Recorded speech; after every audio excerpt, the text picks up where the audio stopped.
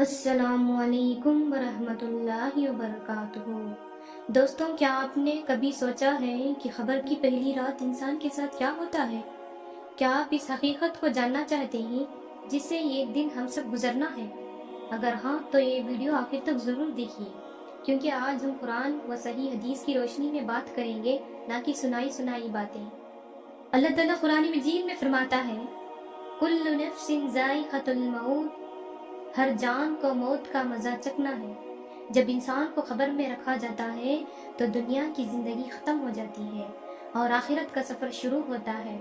صحیح حدیث سے معلوم ہوتا ہے کہ اللہ تعالیٰ کے حکم سے 2 فرشتے منکر نکیر آتے ہیں اور 3 سوال کرتے ہیں، تمہارا رب کون ہے، تمہارا دین کیا ہے، اور اسی ہستی کے بارے میں کیا کہتے ہیں جو تم میں بھیجی گئی، یعنی حضرت محمد صلی اللہ علیہ وسلم۔ جو شخص دنیا میں ایمان اور نیک اعمال کے ساتھ زندگی گزارتا ہے، اللہ تعالیٰ اسے صحیح جواب دینے کی توفیق دیتا ہے، پھر اس کے خبر کو کشادہ کر دیا جاتا ہے اور اسے جنت کی نعمتوں کی خوشخبری دی جاتی ہے۔ اور جو شخص اللہ کے نافرمان میں زندگی گزارے، وہ ایمان سے محروم ہو، اس کے لیے خبر کی آزمائش سخت ہو جاتی ہے۔ اس لیے ہمیں آج ہی اپنی نماز، توبہ، قرآن کی تلاوت اور نیک اعمال کی فکر کرنی چاہیے، کیونکہ ہمیں نہیں معلوم ہماری خبر کی پہلی رات کب ہوگی۔ اللہ تعالیٰ ہمیں خبر کی آزمائش سے محفوظ فرمائے، صحیح جواب دینے کی توفیق عطا فرمائے اور ہماری آخرت کو بہترین بنائے، آمین۔ اگر آپ قرآن و صحیح حدیث کی روشنی میں ایسی معلومات حاصل کرنا چاہتے ہو